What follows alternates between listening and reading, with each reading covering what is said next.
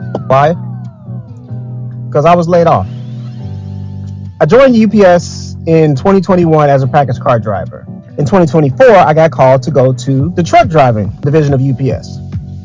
And the reason I wanted to do that was for this exact situation, being laid off. Becoming a truck driver actually gives me a few different levels of security. But today's my last day, and we will see how this all plays out. I may not be able to work for 1 week, maybe 2 weeks, maybe a month, maybe a couple months, because the company has a lot going on and they're not organized at all. So if I'm not able to work for a month, that will not surprise me at all. Layoffs are happening everywhere at a bunch of companies. So just be prepared and have a plan and have a strategy. Shows a declining volume of imports as well. How concerned are you? Yeah, I think it's a real issue. It's a real concern. I mean, it's going to bring people's memory back to COVID when we had all sorts of shortages. This could happen again. As a new Lending Tree survey shows some pretty eye-opening numbers. Look at this. 25% of Americans who have buy now, pay later loans are using them to help afford. Executive director at the Port of Los Angeles has warned that shipping volume from China will plummet this week. He joins me now to discuss. Gene Soroka and Justin. Basket 2 and Basket 3. Hey guys, so we are at Costco and we're doing some preventative tariff shopping, so come with us. So I am going to get the baby a chicken bake so I can shop and see. Is that delicious? Can you put them in? What do you mean? Can I have some? Thank you.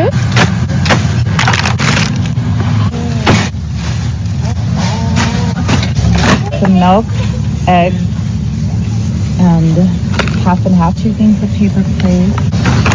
OxyClean. Hey. Where did you get a tomato from? So we got a couple bags of potatoes, cucumber. We swapped out the other soaps and we're going with Roma, and we also swapped out the Suavitel and we're going with this. I really like this stuff actually. And then these make your house smell so clean. Oh my goodness, this is so heavy. And then Rick got all of those fruits. Rick is grabbing some sour cream and cream cheese. So we got some mild cheddar, sharp cheddar, and Monterey Jack. So we're getting 2 corns. Avocado spray. So we added some pasta. If you guys believe me, like this is what it's like to shop with Rick. He literally reads every single label and he's like, what are the ingredients? He's like the male Kourtney Kardashian. So these are the sauces he got. So Rick just came back with shampoo and conditioner, and then he said he found this for me. This is color protector, super sweet of him. Basket 1, basket 2, and basket 3. Everything here, you guys, came out to $1,000. Like what? Not to panic buy, but as someone who is very mindful about under consuming and not buying things just to buy things, here's what I got in preparation of these tariffs. 50-pound bag of rice, because we eat rice like every other day.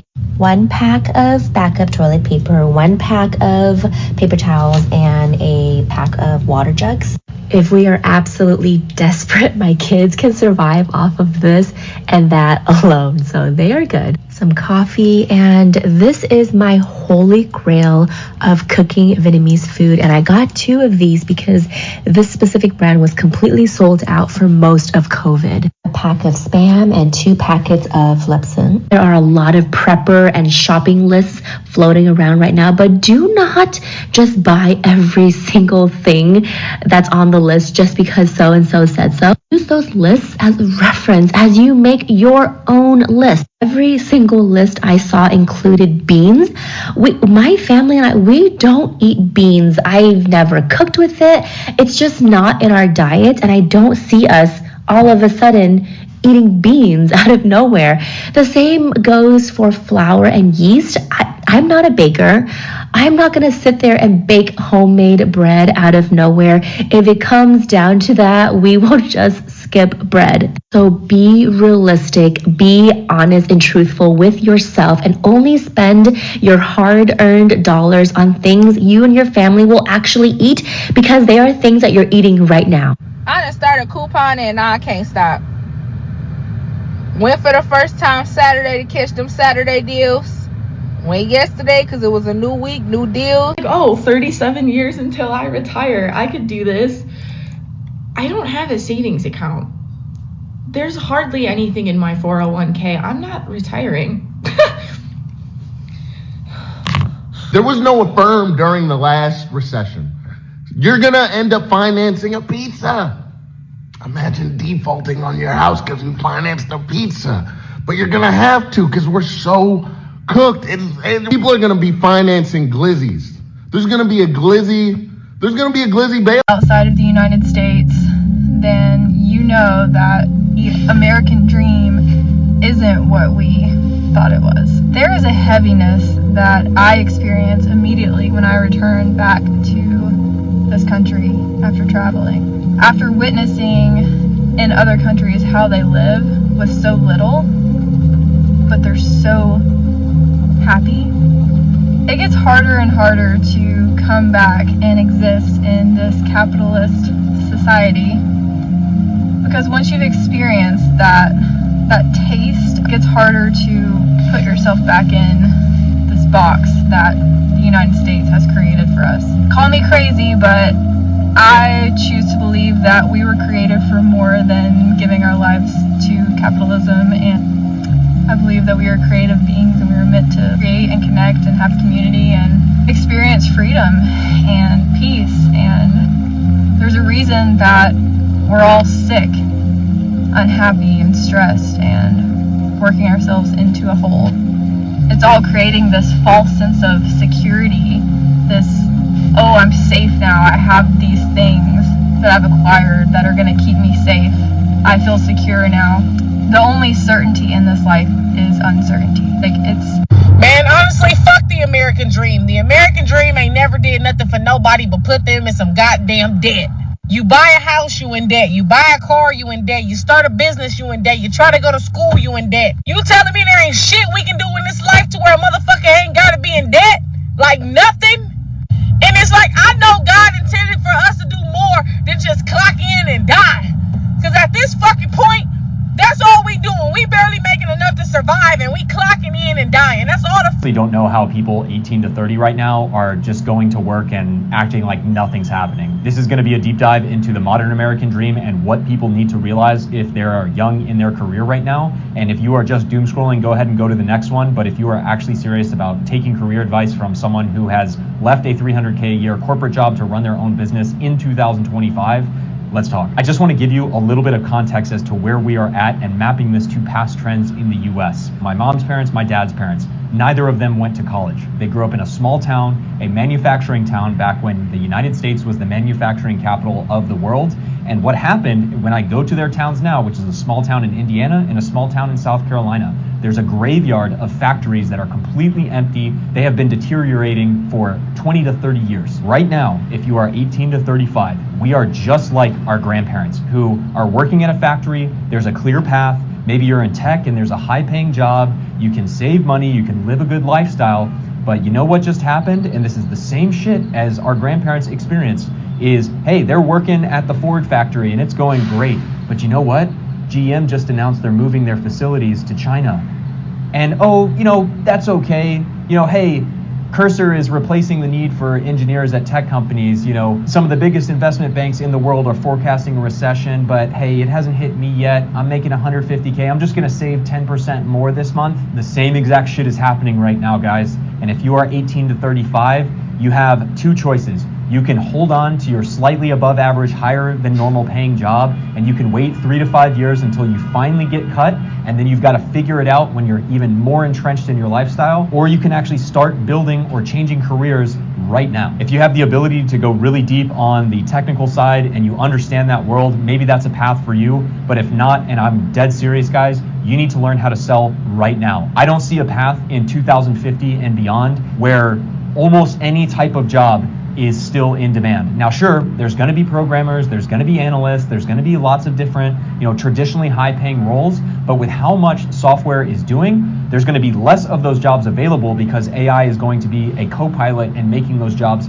execute much faster with less people. And additionally, the pay bands for those, which right now a highly skilled software engineer can still command 400 to 500K, that is going to slow down, and overall, on average, that is going to come down further and further. There is no advantage anymore in being a great programmer like there was between 2000 and 2020, where if you were the first person to market, you made the first Uber of whatever, you had a real chance of building a successful, fast-growing business. That is commoditized. I built a ChatGPT bot yesterday in an hour that automated 5 hours of work per week, and I don't even know how to program. So if you do not know how to sell, I recommend getting an entry-level sales job at a reputable company, especially if you have a solid background, so you can just understand the skills of how to carry a one-on-one conversation, how to sell a higher ticket item business to business, and or maybe you don't necessarily want to do that if you are not learning how to play the social media game, if you are not trying to build a YouTube, a TikTok, or an Instagram. Just pick one. You don't have to do all three at the beginning, but if you are not learning that, guys, I don't see a future where 10 years from now,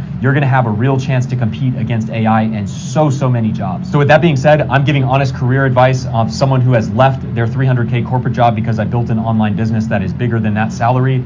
If you want more of that advice, that is what this channel is about. And I also make tons of free in-depth guides on YouTube about tech sales as well. So yeah, let me know where you're at. Let me know. As I'm driving into work today, dropping my son off at school, filled up the gas tank, and I realized gas prices, $2.98 a gallon. Got paid this week. Still paying taxes, income tax.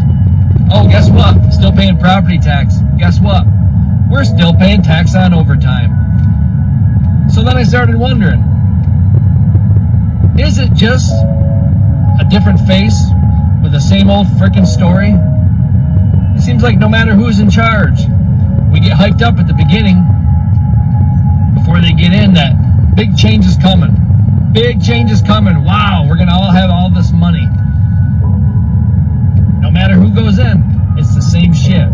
The government wins, you lose.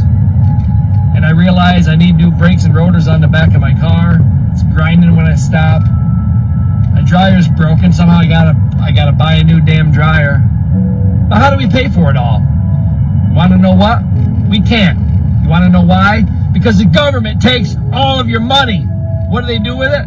They sure as hell don't fix the roads. Just drove 30 minutes from one town to the next today and just about took the tires and the alignment out of my car. Bang, bang, bang the whole damn way. Where's the money go? All this money we give them, hundreds and hundreds of millions of dollars, and what do they do with it? I'd like to know. They're supposed to get to the bottom of it. A lot of big arrests coming. Guess what? Not one arrest. Different face, same story. You know what that means? We're all just living the old American dream.